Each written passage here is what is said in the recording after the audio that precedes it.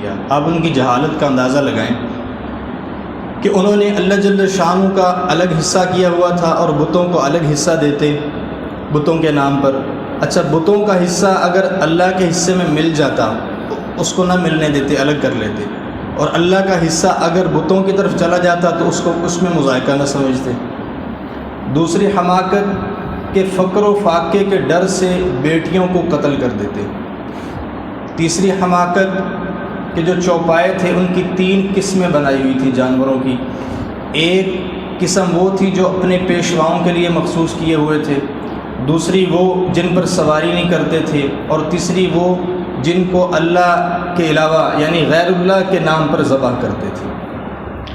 اور چوتھی حماقت ان کی دیکھیے کہ جو چوپایوں کے جانوروں کے بچے ہوتے تھے ان کو عورتوں پہ حرام کیا ہوا تھا۔ مردہ بچہ ہوتا تو عورتوں اور مردوں کے لیے پھر حلال ہو جاتا۔ یعنی جہالت کا اندازہ لگائیں کہ کتنی زیادہ جہالت تھی۔ لیکن انہی میں سے جب اللہ جل شانہ نے بعض لوگوں کو منتخب فرمایا اور صحابہ بنا دیا تو پھر کہاں سے کہاں پہنچا دیا۔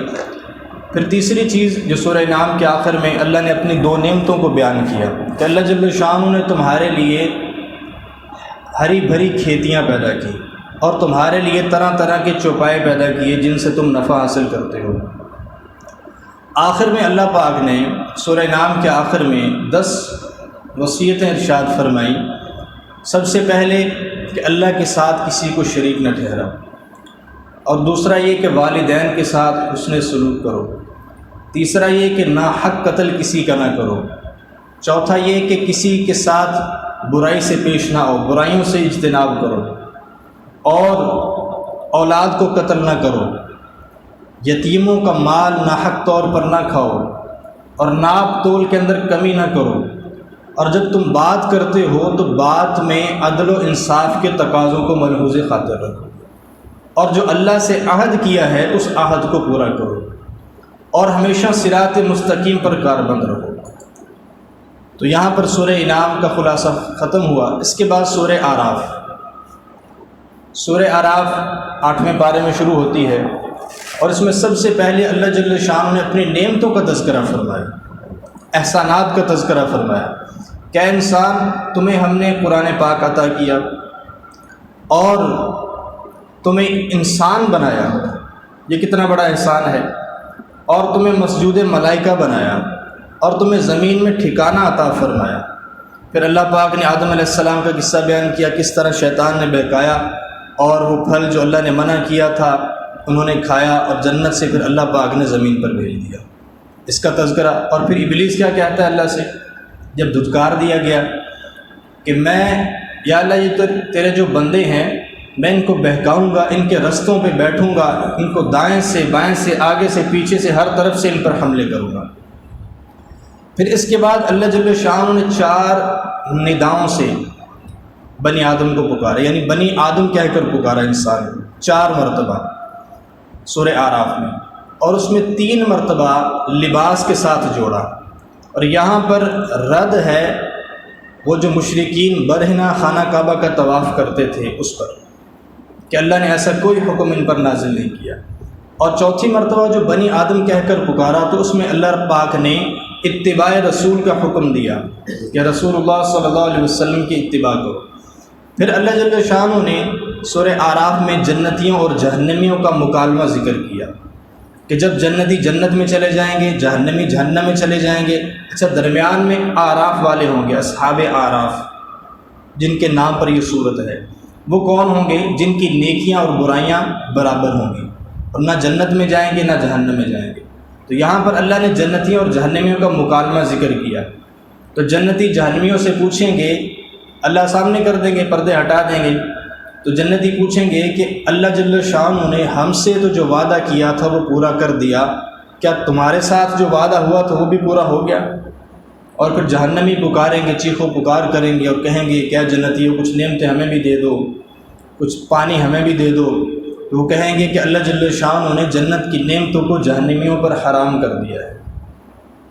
پھر اللہ پاک نے اپنی قدرت کے مشاہدات کو بیان فرمایا کہ کیسے اللہ پاک نے اتنا بلند و بالا آسمان بنایا، اتنا وسیع و عریض عرش بنایا، اور سورج چاند ستارے بنائے اور دن اور رات کا نظام بنایا اور زمین کے اندر کیسی کیسی نباتات اللہ پاک نے رکھ دی.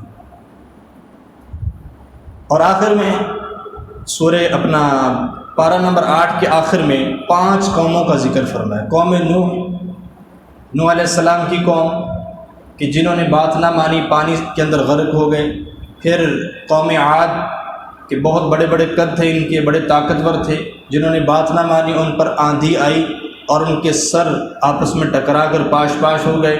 قوم ثمود صالح علیہ السلام کی قوم، انہوں نے بات نہ مانی اور پتھروں میں گھر بنائے اپنا، اس کے اندر پہاڑوں کے اندر گھر بنائے. تو اللہ نے فرشتوں کو بھیجا، اس نے چیخ ماری، سب کے کلیجے وہیں پھٹ گئے. پھر قوم لوط علیہ السلام کی قوم، جن کے اندر مختلف برائیاں تھیں، انہوں نے بات نہ مانی. اللہ جل شانہ ان کی بستی کو اٹھایا، آسمانوں تک لے گئے. فرشتے نے بستی کو اٹھایا، آسمانوں تک لے گیا فرشتہ. اور روایات میں آتا ہے کہ جو اس کی بستی کے مرغوں کی اذانوں کی آوازیں تھیں وہ آسمان کے فرشتوں نے سنی، یہاں تک لے گیا اور الٹا کر کے پٹخ دیا اور پتھروں کی بارش شروع ہو گئی قوم لوط پر. اور قوم شعیب کا تذکرہ کہ ناپ تول میں کمی کرتے تھے اور ان پر آگ کا عذاب آیا، ان پر آگ کا عذاب ہے.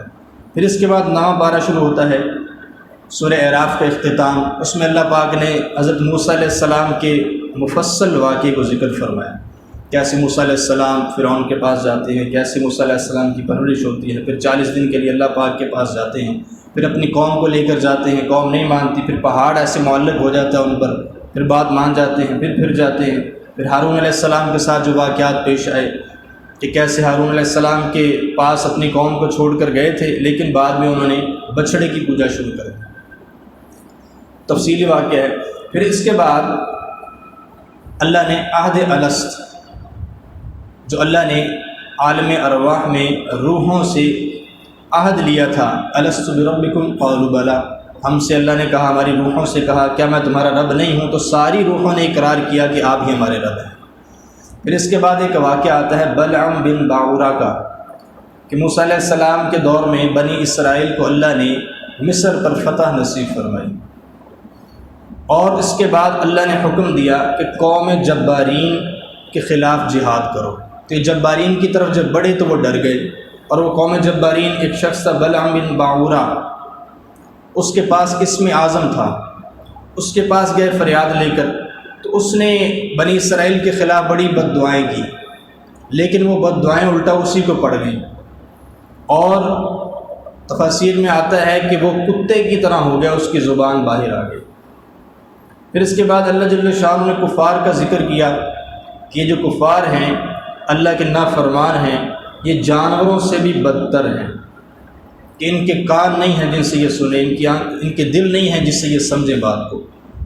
اور پھر اللہ پاک نے یہ بتایا کہ قیامت کا علم صرف اللہ کو ہے، اللہ کے علاوہ کسی کو قیامت کا علم نہیں ہے. اور پھر اللہ پاک نے قرآن پاک کی عظمت کو بیان کیا. یہاں پہ سورہ اعراف ختم ہو گئی، کل انشاءاللہ سورہ انفال. اللہ جل شانہ عمل کی توفیق نصیب فرمائے. ہاں جی جی یہ ہاں جی